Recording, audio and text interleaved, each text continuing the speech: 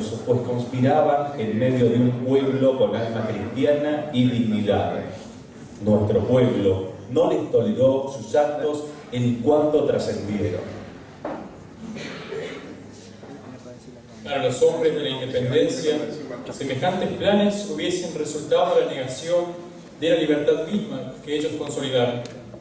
Cuando ellos cortaron los lazos que nos hacían dependientes de un sistema decadente, la monarquía borbónica, reyes degradados e indignos, lo hicieron justamente porque ellos ponían en riesgo el cuerpo y el alma de la patria, es decir, su territorio y su cultura, al entregarse en manos de tiranos, extranjeros y de ideologías afrancesadas.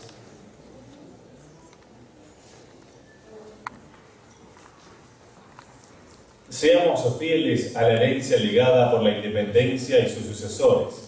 No dejemos que nos roben el alma cristiana de la patria. Nosotros hemos recibido la antorcha de la cristiandad en América. Quizás, un día no muy lejano, podamos refundar la República en su verdadera esencia y proclamar la segunda independencia que nos merecemos, signada por los mismos principios que la primera, y así reencontrarnos con nuestro destino.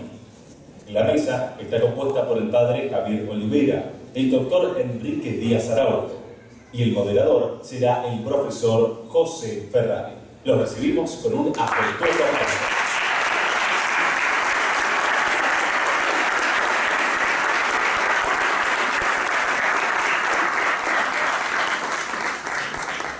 Bueno,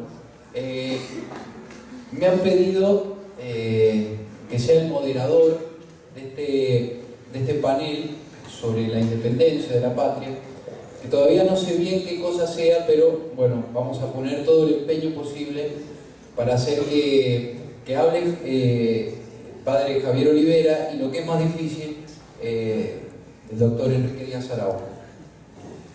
¿Cuál es el objetivo del panel? Sabemos que se cumplen 200 años de la independencia de la patria y se va a poner sobre el tapete un cúmulo de falsedades históricas que van a estar al servicio de distintas ideologías, que bueno, son las distintas posturas historiográficas o corrientes historiográficas que, bueno, el doctor Díaz Araujo, en otro trabajo enjundioso también, que fue el de Malo Revisado, las trata. Entonces, la intención, bueno, la primera intención es que ustedes pregunten y que se animen a preguntar.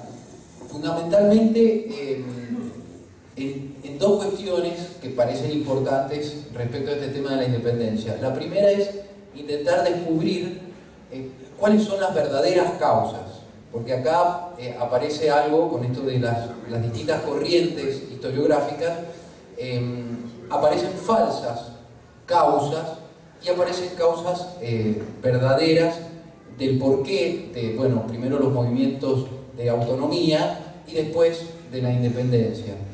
Y lo segundo es este tema importante de la legitimación, que también se ha dado en los últimos años un debate importante en torno a esto, y que es este tema, es decir, ¿fue legítima la independencia de la patria?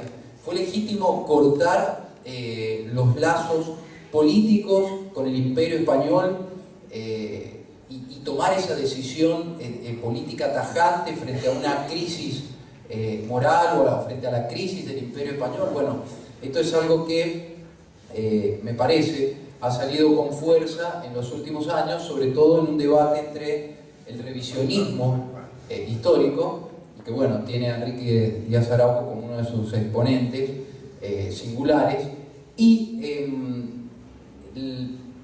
del otro lado del océano, en España, y me parece que también acá, y sobre todo enrolados en el carlismo, una posición que denota este tema de la independencia, ¿no?, de la patria, argumentando, bueno, que es ilegítima la independencia, que es otro orden con el que se ha intentado solucionar una crisis que podría haberse salvado, etcétera, etcétera. Entonces, la idea es que sobre estas cosas ustedes intenten preguntar y para esclarecer un poco estas cuestiones, como digo, van a salir a la luz durante todo este año con mucha más fuerza. Así que bueno, no sé si conviene una primera introducción o empiezan las preguntas. Hola, ahí está. Los españoles cuando llegaron a América se encontraban que el modo más rápido y sencillo de educar en la fe era muchas veces en el momento de los sermones o en la tarde, como por lo general se daba misa en la mañana y los sermones se hacían en la tarde, era que un sacerdote misionero fuera a una especie en la iglesia de púlpito, y habitualmente había un púlpito contrario del otro lado de la nave central. Entonces ponía un sacerdote, un misionero en un púlpito y otro en otro, y hacían lo que se llamaban las controversias. Entonces uno hacía como de abogado del diablo y le decía, bueno, no, Dios no existe por esto, y entonces el otro respondía la verdad, bueno, sí, Dios existe por esto.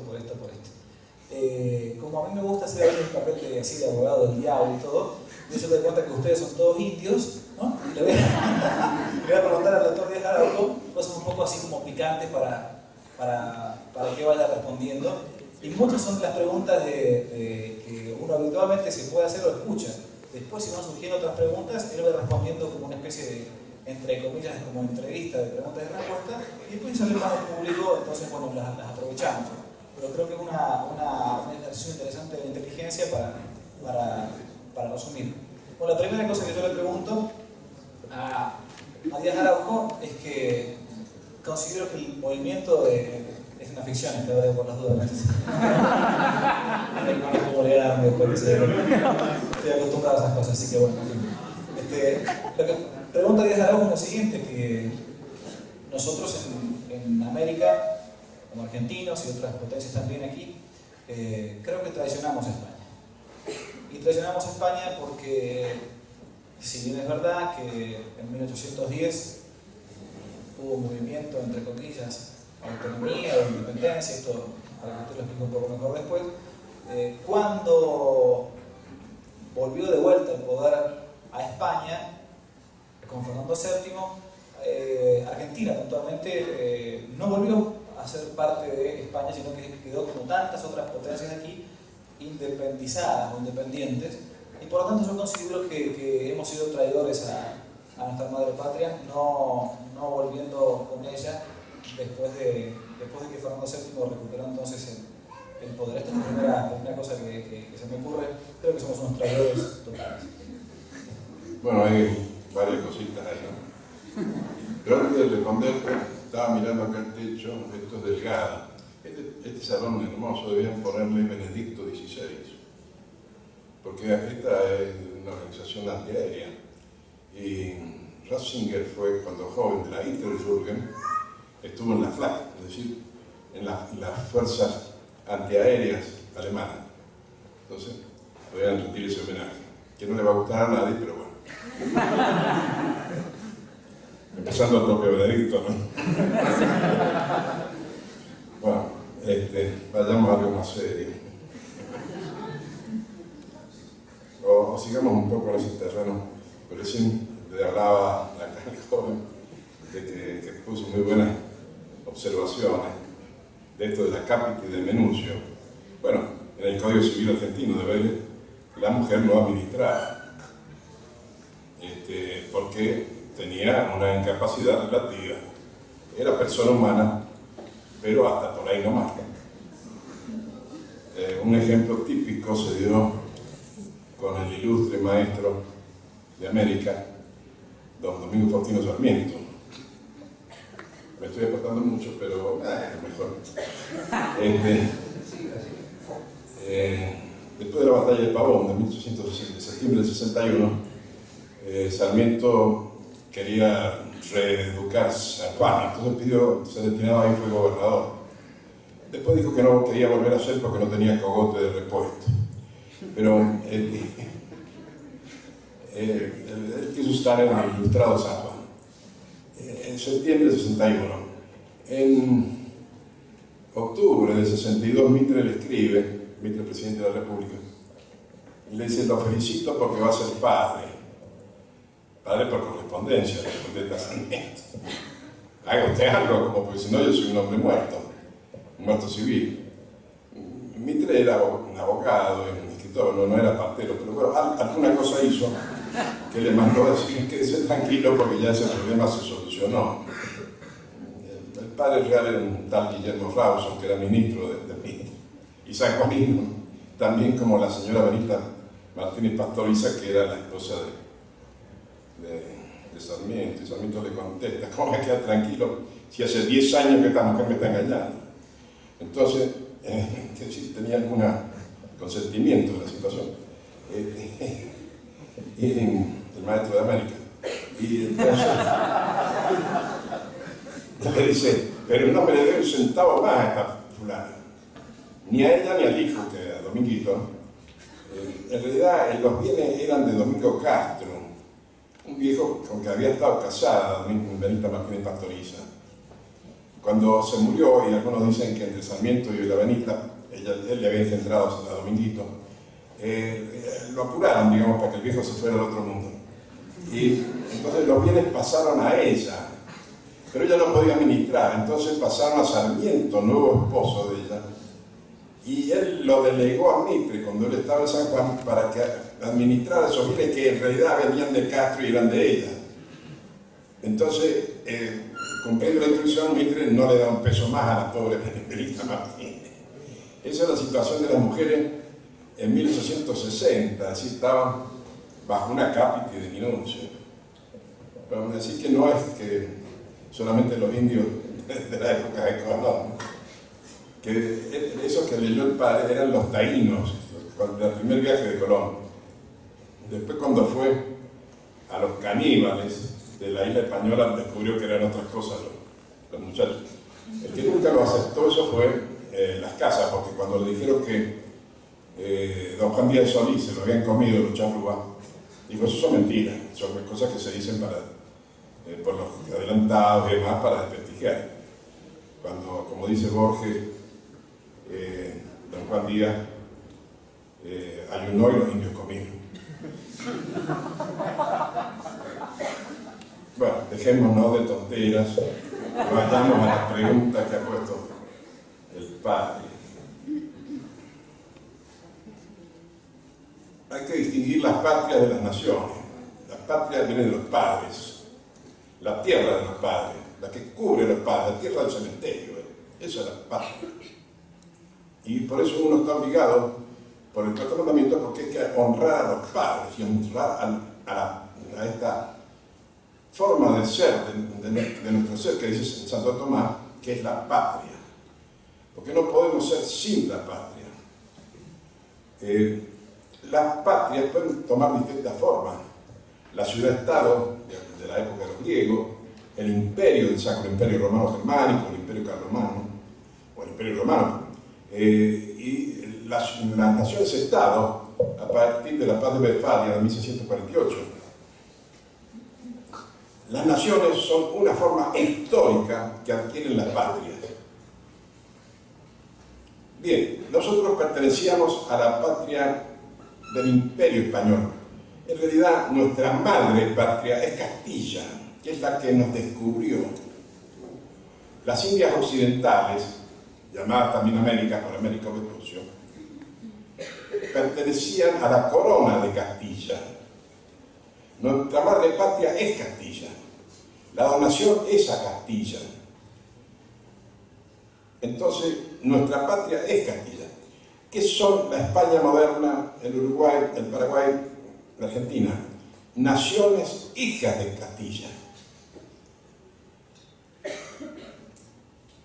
Todos venimos, porque por eso está mal dicho que la España moderna sea nuestra madre patria. Nuestra madre patria es la España imperial, o sea, la España de los Austrias mayores, la España de Castilla,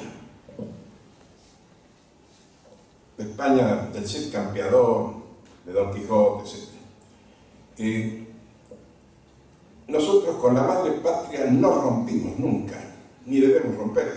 No podemos romper, no podemos no ser castellanos. porque entre otras cosas estamos rindiendo, el que perjura de esto lo está haciendo en el idioma de Castilla, en castellano. Es una cosa increíble que no se den cuenta los que hablan contra Castilla. Castilla es la gentil y la bravía, como dice Machado. Las naciones, como digo, estaba en la España moderna de los Borbones último. Pero esa nación, que era la metropolitana, que se conjugaban juntas todas, junto con la América española, Filipinas y otras posesiones, formaban el Imperio español. Ese imperio había sucumbido en Trafalgar en 1805. Fue invadido por Napoleón en 1808. Los británicos decidieron librar la batalla por su subsistencia en España. Los españoles la llaman la Guerra de la Independencia. Peninsular War, dicen los ingleses, porque España fue el campo de batalla entre franceses e ingleses. Desapareció la metrópoli, al punto que las fuerzas francesas del norte, después de la batalla de Ocaña, llegaron a las puertas de Cádiz, que era lo único que subsistía de la España metropolitana. Y ni siquiera Cádiz, porque había un pequeño lugar ahí, un islote de pescadores que se llamaba la Isla de León. Ahí se estableció este gobierno usurpador llamado el Consejo de Regencia. ¿Cómo se estableció esto? Porque venían de la Junta Central, que nadie la había nombrado, porque España era una monarquía de la dinastía de los Borbones. Si el rey, por lo tanto, se le daba por la sangre. Si el rey había muerto, estaba establecido todo el orden sucesorio. Y si el rey estaba incapaz, él debía nombrar un regente. No, Napoleón, que sabía todo esto, cuando los llevó preso a todos a Valencia, a Francia, se llevó a tíos, se llevó a los hermanos de Fernando VII, no dejó a ninguno de ellos. Y entonces en España se produjo un vacío gubernamental. Los españoles metropolitanos, por su cuenta, lo resolvieron creando juntas. Una que se llamaba Junta Central, que eran de liberales, chorros, los pobrecitos, se vinieron con todos los bienes de Sevilla. Decían Junta Central de Sevilla, no, los sevillanos los sacaron carpieto, como habían robado. Y se vinieron acá, y llegaron acá y lo que querían era embarcarse en los buques británicos, que son los que estaban protegiendo el istmo de Cádiz. Y entonces el vicecónsul inglés, porque no estaba el cónsul, el caso de que estaba de vacaciones, le dice, sí, bueno, se van a embarcar, pero primero nombren una regencia. Esto que no nos había nombrado nadie. Sí, pero ¿a quién nombramos? Muy bien, les dice el vicecónsul. Yo les voy a dar, va a ser de 5 miembros. Yo les voy a dar 4 y ustedes ponen el quinto. Así se estableció el Consejo de Regencia, al que según esta gente, que nos dicen traidores, debíamos obedecer. El famoso Consejo de Regencia que nos movió la guerra a nosotros por declararnos autónomos. Era un organismo creado por el vicecónsul inglés de Cádiz, que en la ciudad de Cádiz no era reconocido, porque allí había una junta que no quería saber nada con esto. De manera que gobernaban desde el islote de León. Por eso el brigadier Saavedra le dice a Cisneros, pero señor, los pescadores de la isla de León van a gobernar el Imperio Español. Pero el imperio subsistía en América, en Filipinas y en otros lugares. En la metrópoli había sucumbido y estaba a punto de sucumbir absolutamente, porque ocupaban Cádiz y listo. Y no se podían ocupar porque estaba la escuadra británica protegiéndolos. Consejo de Regencia, gobierno supuestamente legítimo, doblemente usurpadores, eso es lo que eran. Tanto, y no lo digo yo, lo dijo Fernando VII cuando vino, después de Waterloo, en el 14, que cayó Napoleón y él regresó a España, lo primero que hizo fue meterlos presos a esto y a los otros 2 consejos que vinieron, porque estos se enriquecían y se iban, y nombraban otros, es decir, tercera, cuarta usurpación. Fernando los mandó a la cárcel a todos, así que a esos teníamos que obedecerle para no ser traidores. Nos hubieran metido presos a nosotros también, por cómplice con los usurpadores. ¿por qué al mismo tiempo que en Buenos Aires, en Caracas, en Bogotá, en Santiago de Chile, en todas partes se declara la autonomía? No había entonces sistema electrónico de internet, ni teléfono, ni nada. ¿Por qué? Porque todos sabían esto que es lo principal y que luego lo explicaré. Pero por lo pronto, acá no hubo ninguna traición. Nosotros constituimos las naciones, el antiguo reino de Indias o América, que era parte de la corona de Castilla, pero no del reino de Castilla, porque teníamos nuestro propio consejo, es decir, no obedecíamos al consejo de Castilla, sino que teníamos el consejo de Indias. Pero nosotros solo obedecíamos al rey de Castilla. Si no estaba el rey, ningún otro podía gobernarnos, ni siquiera por regencia. Pero en este caso no había ni regencia ni nada por el estilo. De manera que para nosotros, y así se dijo en todos lados de América, este gobierno que quedó en el islote de León no era más que un usurpador. No me convence mucho la respuesta. Sí, y para mí realmente no termino de entender esto de cómo todavía en Argentina festejamos dos fechas. No entiendo esto, nunca me quedó claro desde el colegio incluso, ¿no?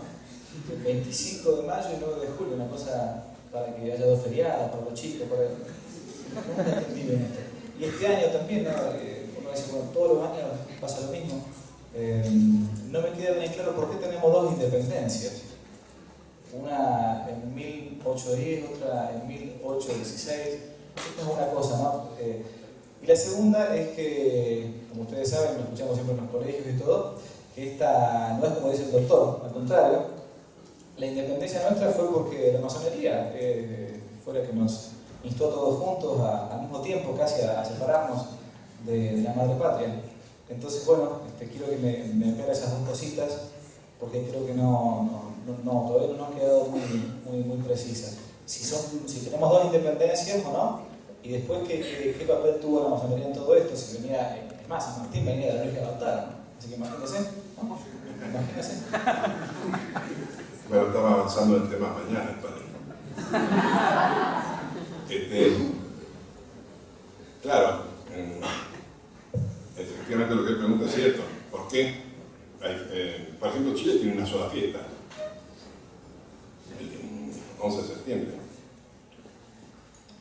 que es la autonomía. Ellos no festejan la independencia. ¿Saben por qué? Porque la decretó San Martín. Entonces prefieren no celebrarla. Pero nosotros tenemos dos fechas. El 25 de mayo, que es la libertad. Y el 9 de julio, que no se sabe qué sería.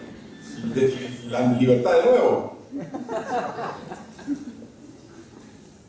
Yo hice una vez por la televisión en Mendoza, creo que fue.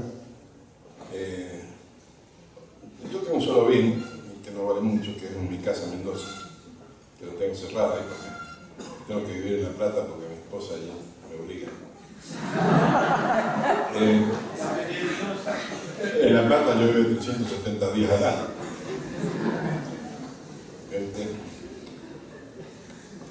Yo dije, lo único que tengo que es mi casa. Se la doy al que me encuentre en algún papel de mayo la palabra libertad. Se la regalo. Es una mentira total, un invento de Esteban Echeverría, que después pasó. Él lo hizo con Vicente Fidel López, en una novela sobre la Revolución de Mayo, es una novela. Él dice que encontró en el baúl de la parda Marcelina Orma unos papeles donde decía la libertad. Es el único lugar donde está, en la novela de López. Pero no, nadie, absolutamente nadie habló de libertad. Mayo es autonomía. En Buenos Aires, en Caracas, en Bogotá, en Santiago de Chile, en todas las autonomía. ¿Autonomía frente a qué? Ante el consejo, ante el usurpador, consejo de regencia.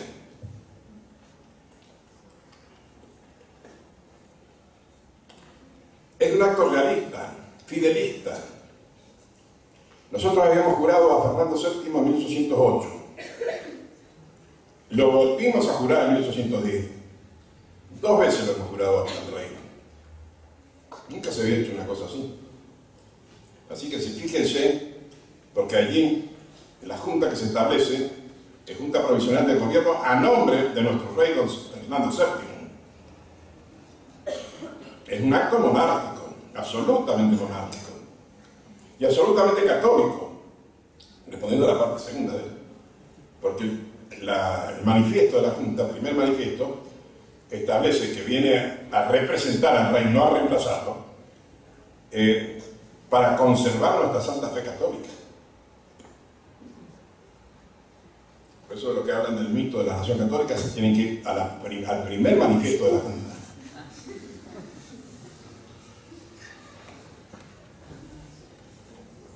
Bueno, esto fue un acto legítimo o no, como él lo plantea.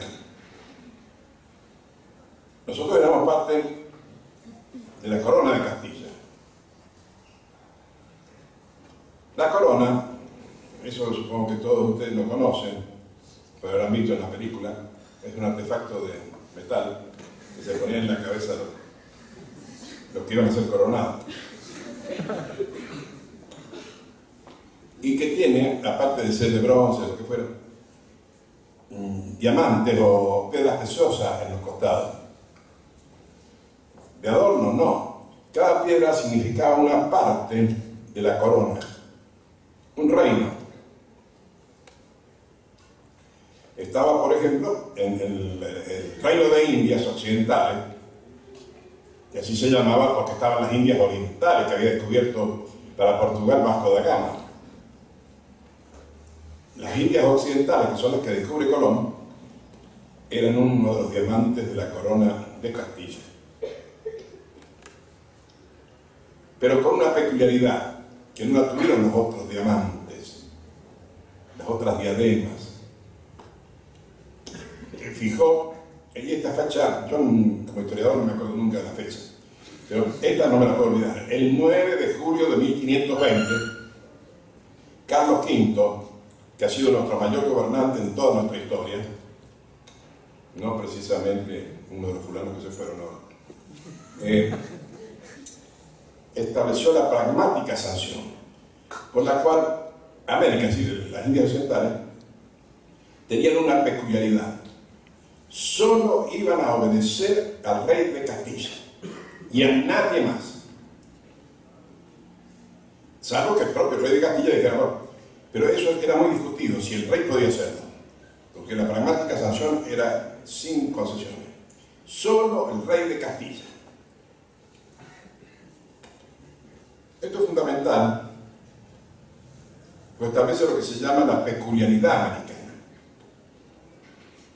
Tal vez los reinos de España, Aragón, Cataluña, podían ser gobernados por otro que no fuera el rey de Castilla. América no. De manera que cuando está ausente Fernando, vacante el trono. No podía cubrirlo nadie. ¿Y qué se hacía entonces? En la metrópoli crearon las juntas. Y esas juntas querían gobernarnos a nosotros. No podían, por la pragmática sanción. ¿Qué pasaba en esos casos? Lo que establecían las leyes de partida de Alfonso el Sabio y la recopilación de leyes de India de 1680, en cuya ley 13, título segundo, libro segundo, establecía que el gobierno se traía a los pueblos. ¿Qué eran los pueblos? Las ciudades con cabildo. Entonces, en los cabildos se resolvía la representación del rey que nos daba, hasta que apareciera, ya sea que el rey se hubiera muerto, estuviera preso, como en el caso acá, o que estuviera en minoridad, ¿no? Mientras tanto, lo representaba el cabildo. De manera que lo que resolvió el Cabildo de Buenos Aires el 22 de mayo de 1810 era absolutamente legítimo. Y esto lo ha dicho uno de los grandes historiadores liberales de España, Salvador de Madariaga. Era irrefregable la decisión del Cabildo de Buenos Aires, como lo fue la de Caracas y demás. Nuestro derecho es absoluto. No podíamos, no es que no queríamos, no podíamos obedecer al Consejo de Regencia de Cádiz. Solo al rey que estaba preso. Entonces, vacante el trono a los cabildos. Esto era así, tanto que Genaro Villota, en la audiencia donde se discutió esto, tuvo que aceptarlo. Esta doctrina fue expuesta por Castelli. Y Villota le dijo, sí, es así. Usted sabe cómo hacen los abogados cuando quieren discutir algo, ¿no? Empiezan por reconocerle al otro todo y después dicen, bueno, pero todo eso no es así. Entonces, tiene toda la razón, doctor Castelli, efectivamente es así. Pero acá se está queriendo establecer una autoridad central. Y él solo lo podría hacerlo para Buenos Aires, el Cabildo de Buenos Aires. Entonces el doctor Paso, que no era un jurista como Castelli, era un picapleto, de estos que sacan preso, pero muy vivillo, ¿no? Entonces le dijo, sí, tiene toda la razón, el fiscal, Villota, tiene toda la razón. Pero sabe usted, cuando se está prendiendo fuego en la casa del vecino, uno va y le paga, aunque no lo hayan nombrado. Bombero oficial de la casa del vecino. Y además vamos a hacer una cosa, este es un gobierno provisional, provisorio. Después se va a reunir un congreso de todos los cabildos del antiguo virreinato y ahí se va a designar el gobierno permanente. Pero ya podemos nombrar un gobierno provisional. Por eso se llama Junta Provisional del Gobierno. Dicen que Villota se puso a llorar cuando escuchó esto, porque no tenía cómo responder. Bueno, me he ido apartando porque quiero decir que todo lo que se hizo en mayo, que fue establecer la autonomía, era absolutamente legítimo. Y mayo es autonomía, nada que ver con la liberté francesa, ni esas historietas inventadas por Esteban Echeverría un lustro después. En la independencia, bueno, eso ya lo contesto después para darle tiempo al padre. Sí, la autonomía ahora me quedó clara. Van a pasar 6 años más, 1816, la independencia. Y vuelvo a la primera pregunta que evidentemente usted evadió. Cuando habló de Sarmiento y dijo muy reconocido, en fin, se escapó por la rama, y como todo historiador y abogado, peor todavía. Quiero saber por qué no volvimos a ser España una vez que Fernando VII fue puesto en libertad y nosotros teníamos toda la posibilidad de volver a ser hijos de Castilla. Entonces, ¿por qué nosotros hemos traicionado a nuestra madre patria de esa manera? No se escape, no me hable de Sarmiento, Echeverría, esas cosas no vayan al punto. De Benita Martínez. Bueno, es muy buena pregunta porque ya no había problema, efectivamente, puesto el rey había que obedecer al rey. Y así se resolvió por el director supremo Antonio Gervasio Antonio de Posada, que nombró 2 plenipotenciarios, Belgrano y Rivadavia, para que fueran a España y le da la instrucción para que rindan pleito homenaje a nuestro Señor como vasallo. Es decir, habíamos reemplazado, reemplazado al rey, porque el rey estaba cautivo. Puesto el rey al trono, teníamos que obedecerle. Y así se hizo. ¿Qué pasó? Fernando VII, que sin duda es citado por los propios historiadores españoles como el peor rey de España, ya tenía muchos más. Don Juan Carlito ha tenido la suya. Este idiota, Fernando, que después mañana cuando hable de San Martín van a ver que sería súper idiota. Pero no era culpa toda de él, porque Godoy, que era amante de su madre, había resuelto que no tuviera educación y lo encerró en una pieza. Era un caso para Freud. Entonces Fernando, establecido en el trono, no sé, alguien me va a decir, aprovecho la ocasión para hablar de salir por la tangente, como es el padre, porque yo sostengo que Manuel Godoy no era el amante de doña María Luisa de Borbón Parma. Sostengo, contra viento y marea, el amante de doña María Luisa de Borbón Parma, reina de las Españas, era el regimiento de Córdoba, la guardia. Y ahí entraba y salía el que quería. Uno de ellos, Mayo, lo hizo entrar a Simón Bolívar. Está tranquilo que acá no hay problema. Ahí se volvió republicano Bolívar. Y San Martín también, porque su hermano Justo Rufino era de la guardia. Entonces le contaba, mira, esto es un escándalo mundial. Efectivamente, el embajador francés, republicano, en España dice, esto es un escándalo, que la corona cristianísima esté en manos de esta gente, ¿no? Bueno, eso era Carlos IV, ni qué decir el otro idiota de Fernando. La Junta Central tenía unos pillos, el Consejo de Regencia nombrado por el vicecónsul y las Cortes de Cádiz, que eran absolutamente liberales y sancionaron la Constitución de 1812, conocida como la PEPA, Constitución Liberal, atea, que querían implantarla en América, y la implantaron, por ejemplo, en el Perú, los reyes. Lo primero que hizo San Martín entrar al Perú es derogar esa porquería. Y lo dijo más de una ocasión, eso no sirve para nada. Bolívar la consideraba una asquerosidad. Esa era la constitución masónica de España. De la España de los Borbones últimos y de los gobiernos que quisieron representarlo. Pero ¿por qué nosotros, que habíamos jurado 2 veces al rey, tuvimos la independencia? Que es la pregunta que me hace el padre, con toda razón. Porque entonces el juramento no era una pavada, no era, ¿cómo es?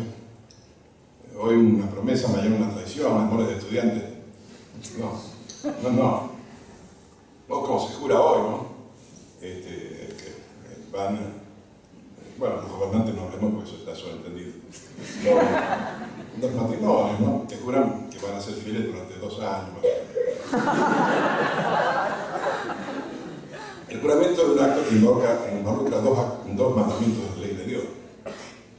Entonces no son bacanas. Yo cuando era chico, los muchachitos hacíamos, te lo juro por Dios, hacíamos una crucecita para decir una pavada, ¿no? Ya estaba devaluado el juramento. El juramento se era muy restringido. Fíjense que cuando la invasión inglesa hubo que elegir, lo que hizo por lo pronto Bedford es que todas las autoridades, desde el obispo, todos juraran al rey Jorge III. Cuando hubo que hacer la reconquista, se lo puso frente a Liniers. ¿Por qué? Porque este marino que estaba en la Ensenada no había jurado a Jorge III. Así que él podía ir contra los ingleses. Él puso presos, una vez que los venció a Bedford, en Luján se escaparon, de ahí se escaparon Bedford y los suyos, entre ellos un coronel Pack. Cuando llegaron a Montevideo, ya estaban los primeros Crawford y los adelantados de lo que sería la segunda invasión que mandaría Guayló. Y ellos le dijeron a Bedford, bueno, quédese ahí, comande. No, dijeron Bedford, yo he jurado porque Liniers les había hecho jurar que no voy a tomar armas contra los españoles. Entonces yo tengo que tener mi juramento. Pero déjese pavada, ese juramento hecho a la fuerza, no importa. Yo lo he prestado y yo me voy a Inglaterra, y se fue. Se fueron todos porque habían jurado eso. Menos Pack. Dijo Pack, no, qué pavada de juramento. Se quedó. Cuando los criollos vencieron en la segunda invasión y entraron en Montevideo, Pack se metió en un convento agustino y vivió 2 años ahí rezando los maitines. Porque si salía a la calle, cualquiera podía matarlo. El perjuro, el que violaba el juramento, era un felón que estaba fuera de las leyes de Dios y de los hombres. Así era la cosa. Y nosotros juramos, la primera junta de rodillas, sobre una Biblia Saavedra y los otros con el brazo puesto sucesivamente, juramos al rey Fernando VII, que ya lo había jurado antes, en 1808, Liniers. Bien, entonces, ¿qué hacíamos?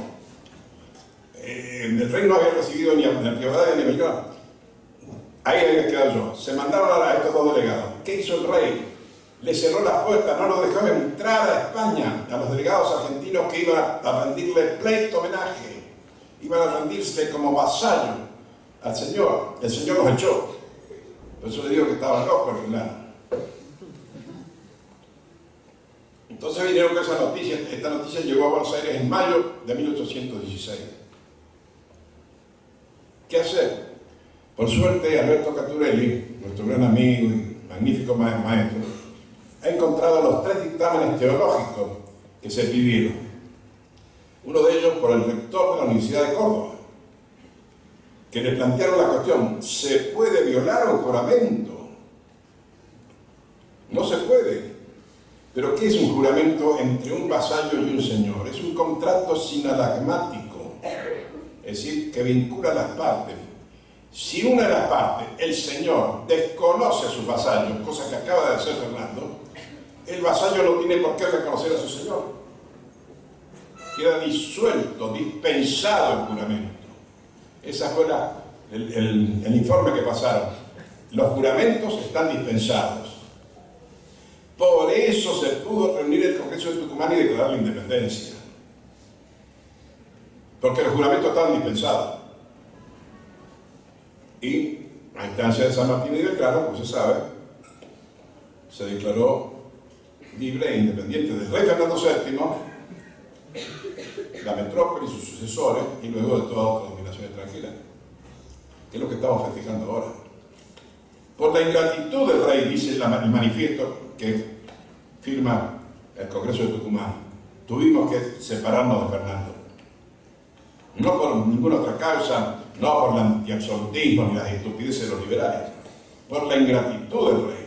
Le habíamos conservado el reino y él nos desconoció. Por eso nos declaramos independientes.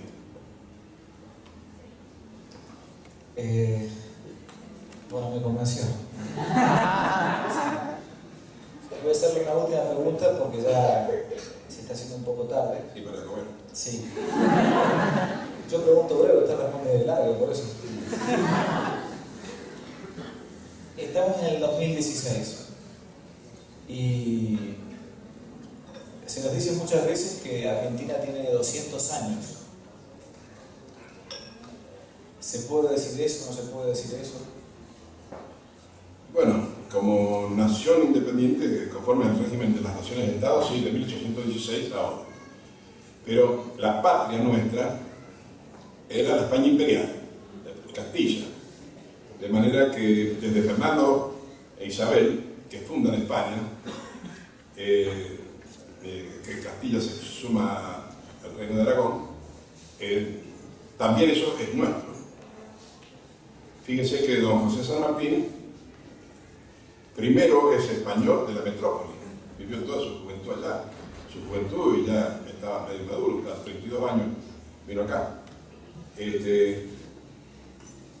Luego pasó a ser americano y después argentino, porque se fue subdividiendo el dominio, la jurisdicción nacional.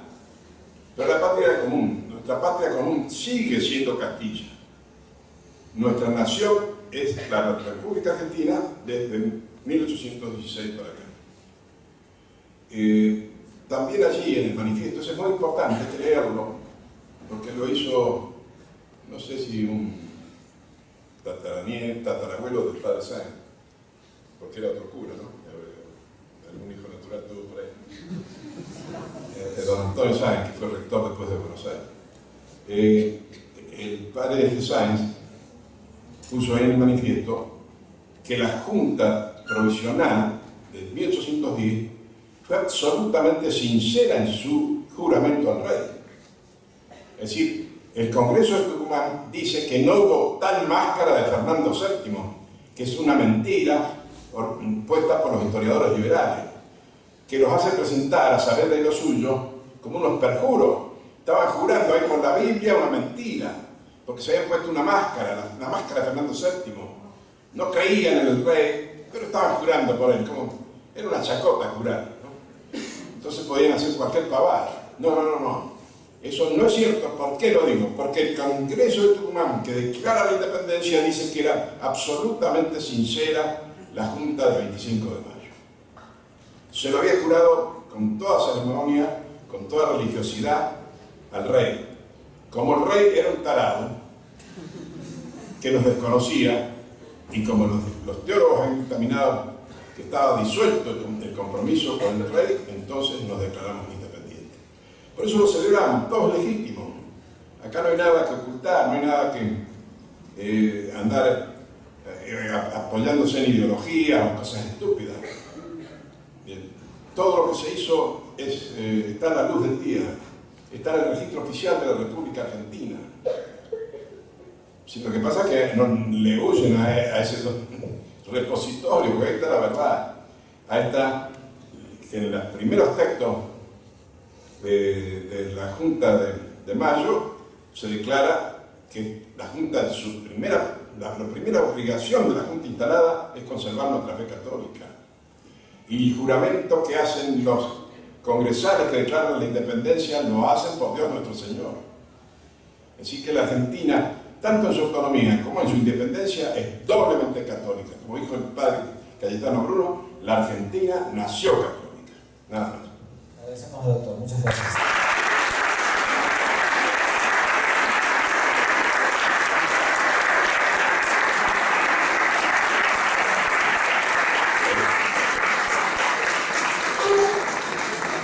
Muchas gracias, doctor. Me dicen que queda un tiempo más para hacer algunas preguntas y como moderador me voy a tomar la atribución de hacer la primera, si puede ser.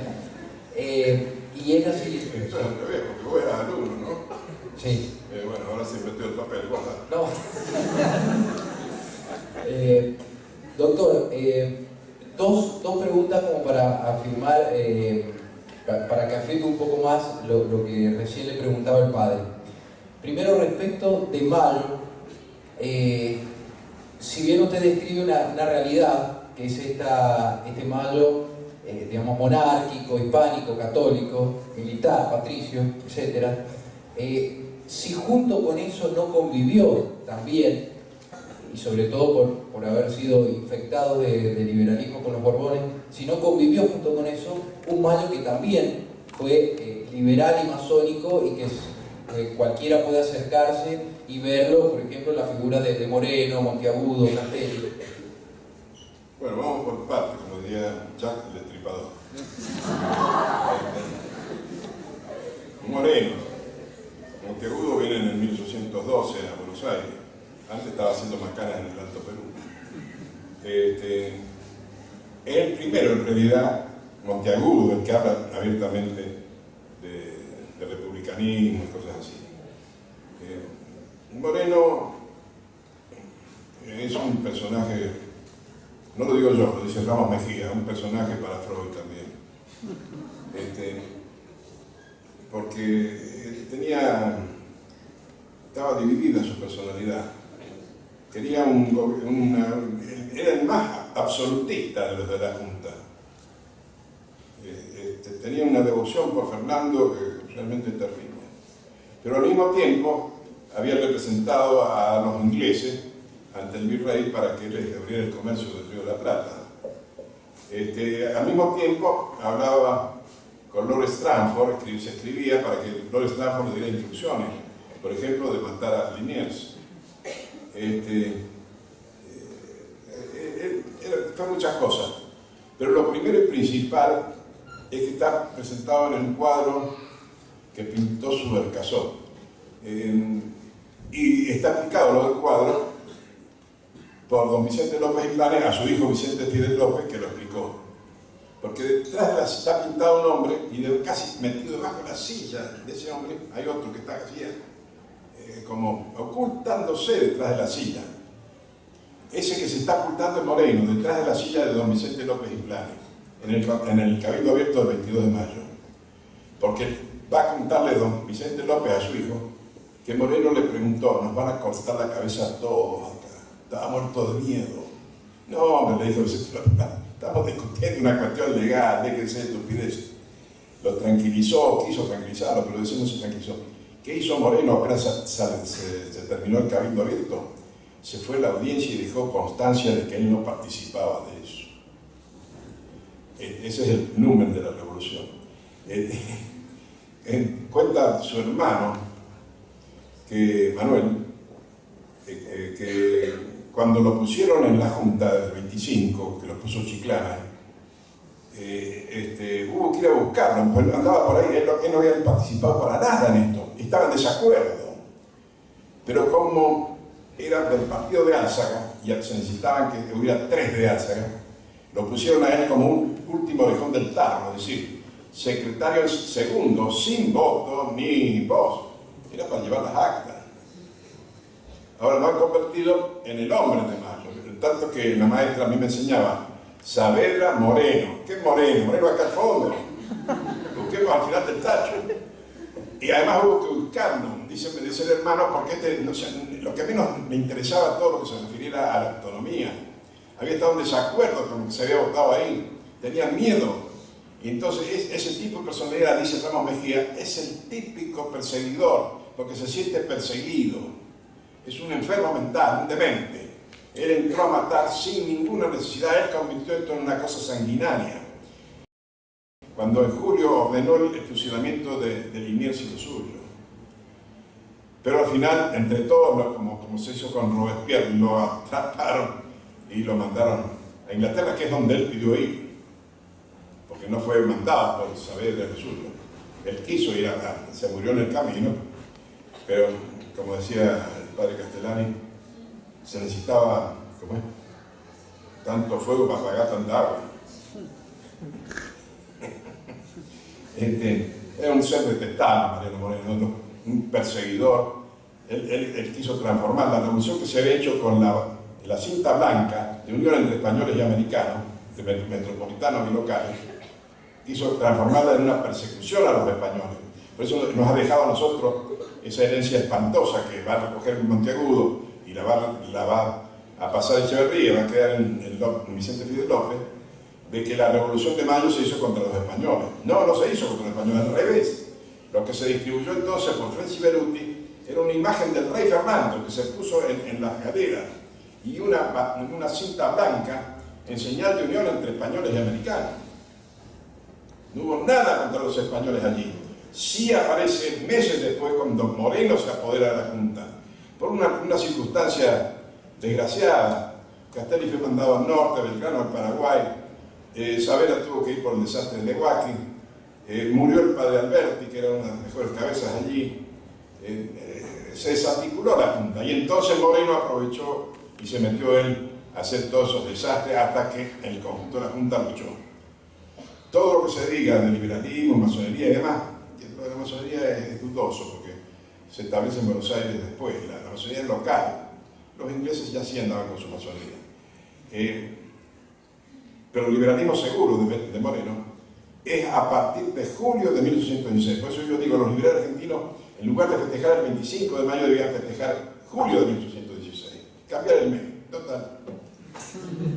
Ahora se cambia todo. Nadie se iba a dar cuenta, porque fíjense, nosotros con el último gobierno festejamos el 25 de mayo y el 18 de agosto. Gracias, doctor. Perdona, la última, mía. Recién el padre Javier le preguntaba, bueno, del tema de la independencia, es decir, cuando vuelve al trono Fernando VII. Este es un tema, o sea, le vuelvo a preguntar para que se explaye, porque quizá es la objeción recurrente del carlismo, esta de que usted dice que, y creo que algo así lo pone en una de sus obras, una historia de ingratitud del rey Fernando VII frente a la generosidad americana fue la causa de la independencia. Eso es el Congreso de Tucumán, lo digo yo. Ah, bien. Entonces, doctor, ellos dicen, bueno, era necesario tomar la decisión de esta ruptura política, es decir, de independizarnos por no haber sido reconocidos digamos, en una visita diplomática y haber sido ingrato nuestro gobernante, es decir, ¿eso vale para la independencia? Para una monarquía vale lo que el rey dice. El rey dijo, ustedes afuera, che, los echó, ni siquiera los dejó entrar. Es decir, nos desconoció. Entonces, por eso los tres teólogos dicen, si el Señor desconoce a sus vasallos, a los vasallos no ¿qué les queda? Tamaña ingratitud, dice el Congreso de Tucumán, porque le habíamos sido fieles. El acto de mayo era fidelismo, éramos realistas. La batalla de San Lorenzo, que libró San Martín, no fue entre realistas y patriotas, no, regentistas y autonomistas. Patriotas aparecen después de julio, y los otros quedan como realistas. Pero hasta julio no era una nación esto. Nace, como se dice, a la luz del... ¿Cómo es el himno, no? Una nueva y gloriosa nación. Aparece el 9 de julio. Y era necesario, no era necesario. Si el rey hubiera tenido un poquito de cordura, no lo hubiera recibido a Belgrano y a Rivadavia y se hubiera arreglado. Porque todo lo que se pedía es que se le conocieran los actos de gobierno de la época en que él no estuvo. Y eso era fácil de hacerlo, decía un decreto, lo reconocía y chao. Además que había metido presos los de la regencia que habían sido nuestros enemigos. No era necesario, podíamos haber vuelto al seno del mundo español. El que no lo quiso fue el rey. Y en el reino el rey es todo. Como en la Iglesia Católica el Papa es el jefe supremo. Ahí no se puede buscar por otros lados. No hay forma. O el rey nos reconocía o el rey nos desconocía. El rey nos desconoció. Entonces no nos quedó otro camino. Y eso lo dice el manifiesto del Congreso de Tucumán. Es la ingratitud del rey. El de Fernando es el que nos ha echado en los brazos de la independencia. No porque la quisiéramos, no podíamos hacer otra cosa. Y después, claro, ese es un derecho el que se estableció ahí. Después que había que hacer el hecho. Y de eso voy a hablar mañana, la campaña de San Martín. Porque ahí se declara, ¿no? Pero después había que hacer que esa declaración se manifestara en los hechos. Y fíjense un dato, que ya se los digo porque si no mañana me olvido. San Martín hizo que la declaración de la independencia no fuera de las Provincias Unidas del Río de la Plata, que eso también se ignora generalmente en los colegios, por no leer el registro oficial. Libre e independiente, las Provincias Unidas en Sudamérica. Eso es lo que se declaró en Tucumán, en Sudamérica. Y aquí hay un gran misterio de la historia. Cómo San Martín aconseja que se ponga así. Hay un misterio de la historia que mañana lo voy a intentar no de explicar, porque no se puede, pero aproximarme a él. Es decir, bueno, les digo rápidamente, para que no se vayan a dormir con insomnio. América, la de Vespucio, porque nosotros somos los americanos, los otros son usados, pero resulta que ahora nos han cambiado. Ellos son los Americans y nosotros ¿qué somos? De Oceanía. América, propiamente América, se componía de tres partes. Norteamérica, que era el virreinato de la Nueva España, es decir, México y la Capitanía General de Guatemala. El centro de América, que después fue la Gran Colombia, y el sur de América. Yo intuyo, no tengo pruebas, de que los tres libertadores, San Martín, Bolívar e Iturbide, en algún momento se pusieron de acuerdo para hacer la independencia de toda América, para hacer, como Bolívar lo estableció después, una confederación cuya sede iba a estar en el istmo de Panamá, y hacer, como dijo Bolívar, la más grande nación del mundo. Ese fue el sueño de los libertadores, constituirnos en la más grande nación del mundo. Conforme a nuestra forma de ser, los tres eran católicos, militantes, y declararon esa fe, y se declararon herederos de Castilla. Quisieron restablecer Castilla en América, que se había perdido en España, no solamente a manos de los franceses, sino en su espíritu. Porque los que luchaban contra los franceses también eran liberales. Los que estaban con el rey José Bonaparte habían sido infeccionados por el liberalismo de la Revolución Francesa, y los otros también.